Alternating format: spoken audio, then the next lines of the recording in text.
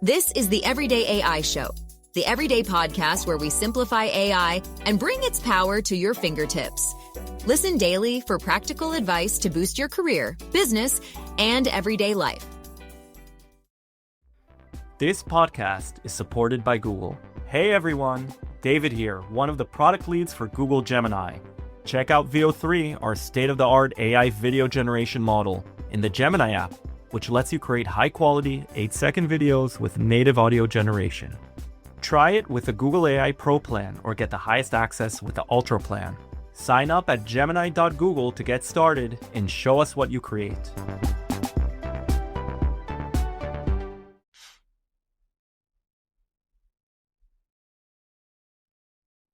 The White House just released a 23-page AI action plan that's packed with fascinating contradictions.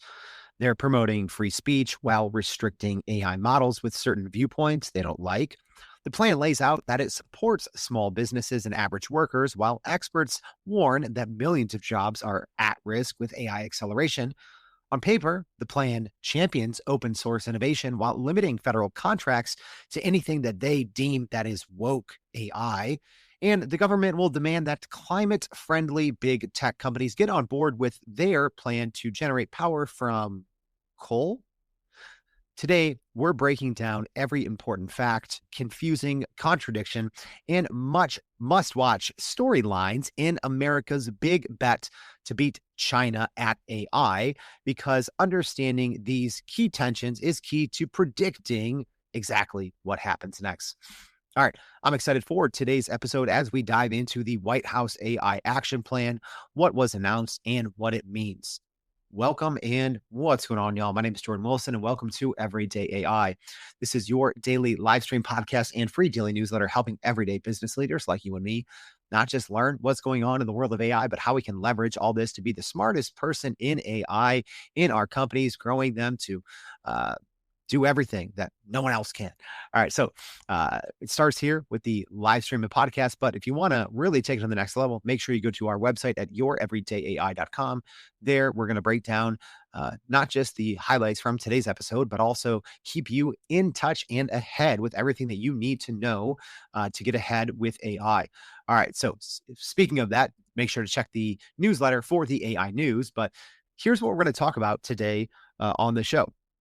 I'm going to give you a high-level overview of what the White House just announced in its AI action plan. I'm going to unveil what it means for the U.S. economy and jobs. And I'm going to give you the 4 juiciest AI storylines that you should watch. All right, let's dive into it. So hours ago, the Trump White House announced its 90-plus policy actions to win the AI race. It's called America's AI Action Plan, published just hours ago on July 23rd, 2025. And it is a complete reversal of the Biden administration's safety-focused approach. Its goal is unquestioned and unchallenged global technological dominance. So obviously we have, listeners from all over the world. So this episode is taking more of a U.S. viewpoint. I'm obviously here in Chicago, Illinois, and our biggest audience is in the U.S. So maybe if you're from the Europe or some other country, Australia, New Zealand, maybe this episode isn't as relevant you think on the surface, but I would argue it actually is, because right now the U.S. leads in AI, but China is a very close second. I'll even say it's probably 1A and 1B when it comes to AI innovation. So what we are seeing here in this brand new document is actually setting the tone for the AI arms race. And let's be honest, that's what it is. Whoever wins in AI technically wins at AGI or ASI, and they become the global superpower, right? You can have hundreds of years of either a lead in a certain element when it comes to global economy, society, education, healthcare reform, etc., that could be erased just by either losing or winning when it comes to AI. And I don't think that's a far stretch. I do honestly think, and most economists will agree that is how it goes. I mean, look at the most powerful companies in the world right now. The one thing that they all have in common is they've invested billions of dollars in generative AI. They become AI first companies. I've talked about this on the show many times. There's never been a time like this in the history of the United States where the top 5 or 6, depending on what day you look at it, when the top 5 or 6 companies are in the same category, when they're competing for the same thing. Whoever wins in AI will be the global superpower. That's why this document is actually extremely important. So here's what this plan actually does. So it is essentially removing a lot of federal regulations that currently can slow down, in some instances, AI development and deployment. It threatens to cut funding for states with what they call the White House. Anytime I say they, this is the White House, right? The Trump administration. So what they call burdensome AI regulations. It restricts federal contracts to AI companies with models that they deem unbiased. Only the administration gets to say what they say is woke. So they say they won't give federal contracts to any AI that they deem woke, whatever that is. I guess it just depends on how the administration is feeling that day. Also, this fast tracks permits for data centers that need massive electricity infrastructure build out. And also this is leveraging previously committed private money, specifically $590 billion in the Stargate project, the Pennsylvania AI hub. So it's essentially leveraging this private tech investment already announced by major AI companies. So, we're not seeing, technically any new legislation in this AI action plan. We're not seeing any new federal or state dollars, but we are seeing the White House kind of say that they're going to use what power they have available to them to kind of dictate where this money may or may not go. So here's how they're actually going to make this happen, right? Because like I said, this is an AI action plan, right? These are thoughts on paper, but the White House can enforce this in certain ways. So right now, the administration doesn't need congressional approval because they're using some existing executive orders. Right now, federal agencies have 6 to 12 months to rewrite procurement and funding rules, and enforcement is going to be happening through federal contracts, grants, and existing regulatory power. And previously, the previous Biden administration was when it came to AI, very safety first. And a lot of Biden's AI policies were revoked on day one through an executive order by President Trump. There's 3 main pillars in this AI action plan. So it's the innovation pillar, which removes regulation and targets what the White House calls woke AI in government systems. There's the infrastructure pillar that requires all federal AI permits completed by the end of 2025. And there's the international pillar, so kind of 3 I's, that exports kind of dictates how they will export American AI globally while also blocking Chinese technology influence. And each pillar builds on the others to create a more comprehensive competitive advantage. So yeah, kind of the innovation pillar, the infrastructure pillar, and then the international competition pillar. And kind of these 3 things are all related. It's actually a pretty quick read. It's 23 pages long. It didn't take me too long to read it. And we'll make sure to link that in today's newsletter if you do want to read the entire action plan. So, like I said, there were some some pre-existing executive orders on AI done by the previous administration. So I do want to talk about those first, and then we can kind of break down how this new action plan reverses kind of what we previously had.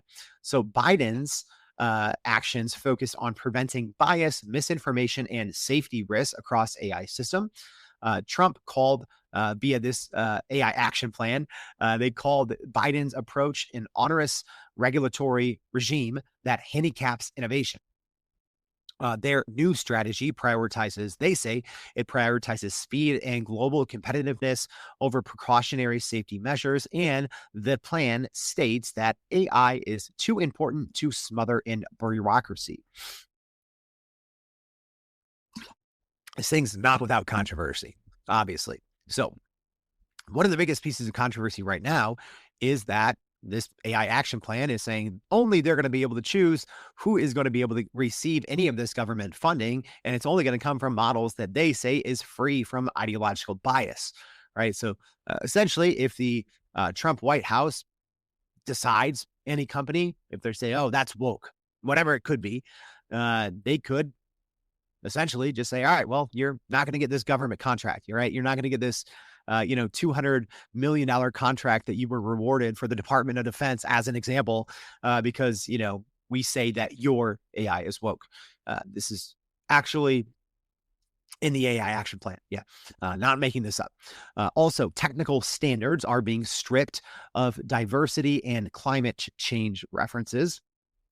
Yeah, so a lot of controversy already. The Commerce Department will evaluate Chinese AI models for Communist Party propaganda alignment. And also, constitutional lawyers are licking their chops right now for some potential legal challenges, which we'll break down later in the episode. So let's talk a little bit about the infrastructure pillar. So right now, each new data center consumes electricity equivalent to 100,000 homes annually. And new environmental exemptions specifically have been created for data center construction projects, right? They really want to be able to expedite these new data centers because it's not saying it's not possible, right? But the public and private sector are really going to have to get behind some of these big data center projects in order to get them up and running in time to compete with China. And like I said, make no mistake, that's what this is about. This whole, winning, it's called Winning the Race, America's Action Plan. It's winning the race, against all other nations, but mainly against China, because China, although the most powerful models in the world are coming from Silicon Valley, coming from OpenAI, coming from Google, coming from Anthropic, China is catching up. China has a lot of serious open source models. Quen from Alibaba.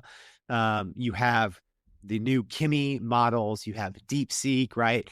Maybe these are models you haven't heard of too much aside from DeepSeek, but China does have some very impressive open source and proprietary models, but a lot of open source, right? And that's really going to push China's development as a whole, because when they put those kind of weights out there for the world to see, that is going to help everyone else get technically ahead of the US. I don't think China on the surface cares as much about them individually beating US head to head. I think China's approach here is open sourcing everything as much as they can, as fast as they can, so the global community can overtake the US. And then at that point, I do think whether China comes up with a new way to monetize, whether they start locking down or stop updating some of the more powerful open source models. But I do think ultimately, does China want to win one-on-one versus the US? I don't think that's their strategy per se. Excuse me. Still got the little cough in my throat here. Excuse me. So I do think China is taking a little bit of a different approach. So this thing already, even though it's only been out for a day, it already has a lot of strong opposition, specifically from civil rights groups. So you already have 90 plus organizations that have released a counter to America's AI action plan called the People's AI Action Plan that opposes the White House approach. So they're calling it, in the People's AI Action Plan, a massive handout to big tech that prioritizes corporate profits. Also, civil liberty groups have warned that the plan exceeds presidential authority without congressional approval. And consumer groups criticize the environmental impact of rapid data center expansion. All right, let's take a very quick break for a word from our sponsors. This podcast is supported by Google. Hi folks, Paige Bailey here from the Google DeepMind DevRel team. For our developers out there, we know there's a constant trade-off between model intelligence, speed, and cost. Gemini 2.5 Flash aims right at that challenge. It's got the speed you expect from Flash, but with upgraded reasoning power. And crucially, we've added controls like setting thinking budgets, so you can decide how much reasoning to apply, optimizing for latency and costs. So try out Gemini 2.5 Flash at aistudio.google.com and let us know what you build. All right, let's keep this thing going. And I do think it is worth reading kind of the opening paragraph here from the AI action plan. So here's how it starts. Today, a new frontier of scientific discovery lies before us, defined by transformative technologies such as artificial intelligence. Breakthroughs in these fields have the potential to reshape the global balance of power, spark entirely new industries, and revolutionize the way we live and work. As our global competitors race to exploit these technologies, it is a national security imperative for the United States to achieve and maintain unquestioned and unchallenged global technological dominance. To secure our future, we must harness the full power of American innovation. And that is signed by President Trump. So let's talk a little bit about some of these legal challenges. So First Amendment lawyers are licking their chops right now, kind of with this ideological bias requirement for contractors to not have what the administration can on their own deem to be woke AI. That's going to face a lot of legal challenges. State governments right now, even Republican led, right? We're going to probably see a lot of Republican infighting on this because this has gone against some of the traditional Republican ideologies on a lot of things. But right now you have state governments preparing to resist federal funding threats over local AI regulations. And this is from a direct quote from the AI action plan. It says that they will consider a state's AI regulatory climate when making funding decisions, right? So what that is saying, if you read between the lines, the federal government doesn't want individual states to have any laws or regulations slowing AI down. And in here, they're essentially saying, hey, states, if you are regulating AI, there's a good chance you're not going to get any federal funding in the future. So that will probably get challenged. Also, this plan at its core contradicts the recent 99-1 Senate vote that rejected similar federal preemption language. So what that means, in Donald Trump's budget for the year, which was nicknamed the Big Beautiful Bill, there was a couple AI provisions floated out there. Ultimately, they were shot down 99-1. And what this provision did is exactly what is now in this AI action plan, right? Is it said that if states regulated AI, that they wouldn't get federal funding. So it was shot down from a legislative perspective. So the White House, the administration will have to go through other means to kind of get this point across. And I do assume it will be challenged throughout various courts. Also, congressional Democrats are questioning executive authority to withhold funding from states. And I do think that we're going to have some outspoken Republican governors join in that chorus, especially once the administration makes their first example. The first state, I'm specifically looking at the first Republican state, whether it's at the governor's office with an executive order, state legislature, but I'm looking at the first Republican state that does have any sort of legislation regarding AI that slows down federal progress. That's when this thing will get a little interesting and also a little muddy as well. Let's talk about the environment. This one's big because the plan calls for expanding coal, natural gas, and nuclear power generation. The first two, which have not necessarily been popular with the big tech companies that are building AI. And right now, environmental permitting has streamlined under major Clean Air and Water Acts, and critics are warning that aging electrical grid cannot handle rapid data center expansion, right? Like we're doing all this math and seeing all these huge gigawatt AI data centers being built, and, all the smart environmental scientists are like doing the math and they're like, yeah, this isn't really possible right now. Like we cannot produce, here in the US, we can literally not produce enough energy to meet all of these demands. So what's going to happen is either we're going to be over investing in CapEx, capital expenditures, around AI data centers, and or if AI gets extremely more efficient in the coming years, are we going to be over investing? So I get it from the White House perspective. You want to be able to lay the groundwork for investing as much as possible, right? If AI is the new gold, you need to have the tools to dig the gold, right? So this makes sense from a certain standpoint, but also from a climate standpoint, probably not the best play, but what other way can you do it? Also, there are the EPA greenhouse gas rules that simultaneously are being reversed to ease power plant construction. So let's talk about some practical obstacles. Like, is this feasible? Because all of these federal agencies that are supposed to be carrying out a lot of this work, like I said, this AI action plan is not any new law being passed.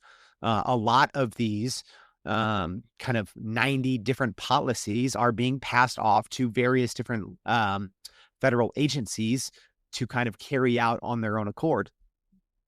However, guess what's happened over the last couple of months in the US? If you don't follow, there was these Doge cuts from Elon Musk. The Department of Government Efficiency slashed a lot of these government bodies that are now going to be the ones that are tasked with carrying out a lot of this work. So, the plan assigns complex technical tasks to these now very understaffed government departments, and it is an aggressive timeline to require all of these federal AI permits to be completed by the end of 2025. I don't think that's feasible. Right? We have 5.5 months, something like that. Not even, 4.5 or roughly 5 months left of the year, right? Like I'm counting on my fingers. Yeah, 5 months. That's not going to happen. Let's be honest.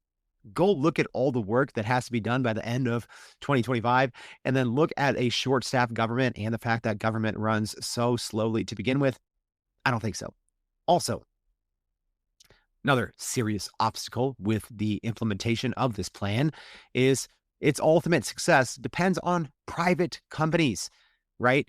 Annually delivering on that big picture $590 billion investment. So through the Stargate project, companies like Oracle, OpenAI, Microsoft, and then the Pennsylvania AI project that was just announced a couple of weeks ago. Yeah, so much of this ultimately is predicated on the dangling of the money carrot. So what happens if for whatever reasons, one of these private companies hits pause on their investment? Does this whole AI action plan unravel? That's something I think, if the federal government is not itself putting money behind this, I think that's where it makes it a little trickier. So let's wrap this up before I get to some of the juicy storylines. Here's the bottom line. I think this is a massive, contradictory gamble. So the administration is betting on this $590 billion in already committed private money, plus massive deregulation will lead to AI dominance. I don't know if that's the case. We'll see. Obviously, they have a lot of smart people working on this, but on paper, as I read through this, I was scratching my head a lot. A lot of things, you're looking at 1 + 1 not equaling 2, but I know, in the new Common Core math, I don't know if 1 + 1 = 2 anymore. So, I was reading this and, I was kind of thinking like, this is like Common Core math. Like some things just aren't adding up in my head on paper. And I'm going to get to some of those contradictions here in a second. The other couple things, big tech are getting some environmental exceptions, federal contracts, and regulatory relief while claiming to help workers. The government will enforce ideological purity in AI while they promote free speech and open source. Huge contradiction. And Republicans are going to be opposing their own party's states' rights if they support this plan, while Democrats are going to be preparing constitutional challenges. And either succeeds in cementing American AI leadership or it creates regulatory chaos and legal warfare. So either way, even though this isn't going to be something that you're going to see a lot of hard breaking news on, we'll probably check back in on it in 2025 and see how or if this winning the race, America's AI action plan has or maybe hasn't contributed to AI innovation here in the US. All right, let's get to the 4 juicy storylines to watch. Yeah, this one is big. Kind of the big tech climate commitments versus coal expansion. So, as an example, Microsoft has pledged being carbon negative by 2030. Google has pledged to be net zero by 2030. Yet, this plan explicitly calls for expanding coal and natural gas generation to build all of these AI data centers. So, how does that work? So, are these big tech companies going to break their climate pledges, or are they going to oppose the White House's AI action plan on how it should be carried out? I'm guessing they'll silently do the latter, or maybe we'll see some amendments to this plan, or maybe just some parts aren't just going to, it's going to be like jaywalking. People just aren't going to look at certain parts and just ignore them. Here's another big one: the states' rights champions versus federal control. Here's what that means. This one's interesting because this administration has hung its hat on states' rights, right? For these hot button issues, abortion, education, guns. This administration has said states' rights. Yet, not when it comes to AI. When it comes to AI, states have no rights. And they're threatening to withhold federal funding from any state that regulates AI. That doesn't jive with their overall strategy.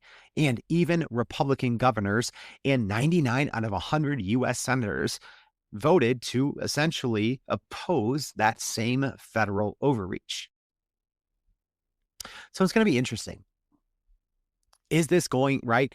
I think this is one of those things that's going to be quietly carried out. It's not really going to be talked about until you have that first state, right? Obviously, keep an eye on California, but specifically see if a Republican state comes out against this. If a Republican state, which they will at some point, right? They're going to come out with laws regulating AI, probably for safety concerns, for job employment concerns. So it's going to be like, hey, what's the first Republican state law that's really going to rub the White House the wrong way? And then it's going to be a fight. So we'll see. It's going to happen at some point. The other juicy storyline to watch: open source promotion versus bias restriction. Yeah, doesn't make sense, right? This plan literally is championing open source AI as essential for American values. Yet, they said that they will only give federal contracts, right, dangling the money. Federal contracts are only going to go to unbiased AI models, right? They literally talk about what they call these kind of, or what they're referring to as these woke models, right? So it's going to be interesting how they decide to determine what's an unbiased model, right? Because with a little bit of tricky prompt engineering, you can get basically any AI model to say anything. They're generative, right? So it's almost like, which one of these models is going to go viral at the wrong time, and the White House is going to make an example. Hot take here: I might look at XAI in Grok, right? So President Trump and Elon Musk had a very public breakup. And even it is kind of telling, I guess, right? So even Elon's own AI often speaks poorly of Elon Musk and Donald Trump. So maybe this is one of those that he decides to make an example of. I'm not sure. But also, open source can be modified by anyone. So it's impossible for these two things to coexist and to guarantee objectivity, right? You can't push open source, but also say, hey, we're going to determine what's biased or unbiased. It doesn't add up. And then related to this, the whole free speech protection versus ideological control, because the plan claims to protect free speech and American values. Yet, like we talked about, federal contracts are going to get excluded. Anyone that has diversity, inclusion, or climate references. So if there's DEI references, climate references, those companies, those institutions might not get these federal contracts. And yeah, there's going to be a lot of, I believe, First Amendment challenges. So a lot to digest here in the new Winning the Race, America's AI Action Plan. But I'll tell you this. I have mixed thoughts on it. Parts of it, right? And, people always reach out on, Spotify, YouTube, I don't know, right? And, like anti-US, right? And, very pro-China or pro, certain other countries. I'm not trying to make this like, the US versus the rest of the world, but I'm also trying to be honest about my perspective, right? I'm from the US. In the same way that I want the U.S. to prosper economically, socially, as a global superpower, right? I hope the same can happen for AI.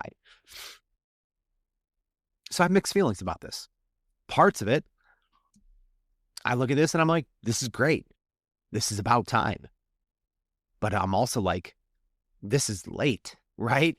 I mean, it's obviously very early in the Trump administration. So you have to tip your cap to the Trump administration for coming out with this AI action plan, only 6 months into President Trump's second term.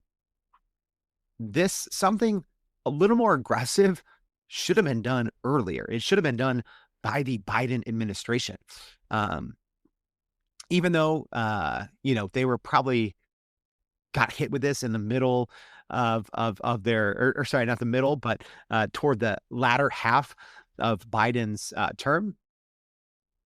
I do think that his plan was a little too safe, right? A little too focused on regulation.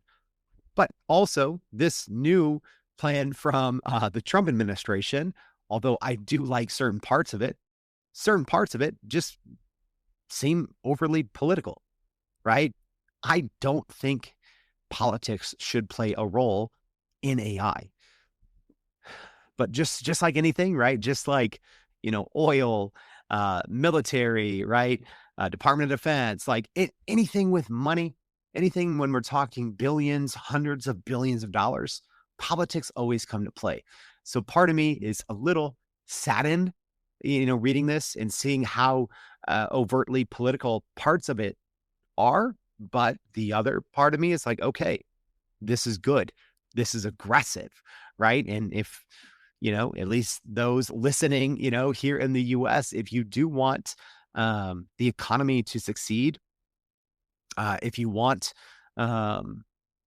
jobs to hopefully have more security in the long run, you have to root for AI, right? It sounds weird.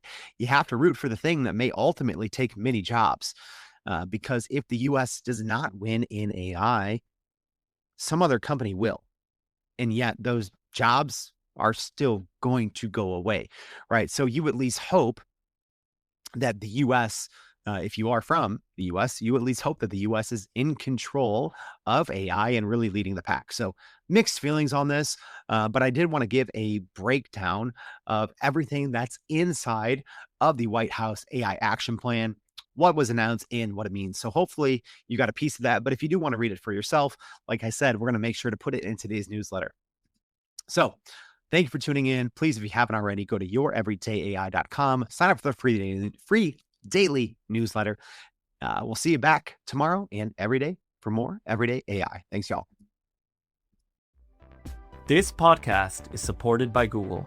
Hey everyone, David here, one of the product leads for Google Gemini. If you dream it and describe it, VO3 in Gemini can help you bring it to life as a video. Now with incredible sound effects, background noise, and even dialogue. Try it with the Google AI Pro plan or get the highest access with the Ultra plan. Sign up at gemini.google to get started and show us what you create. And that's a wrap for today's edition of Everyday AI. Thanks for joining us. If you enjoyed this episode, please subscribe and leave us a rating. It helps keep us going. For a little more AI magic, visit youreverydayai.com and sign up to our daily newsletter so you don't get left behind. Go break some barriers, and we'll see you next time.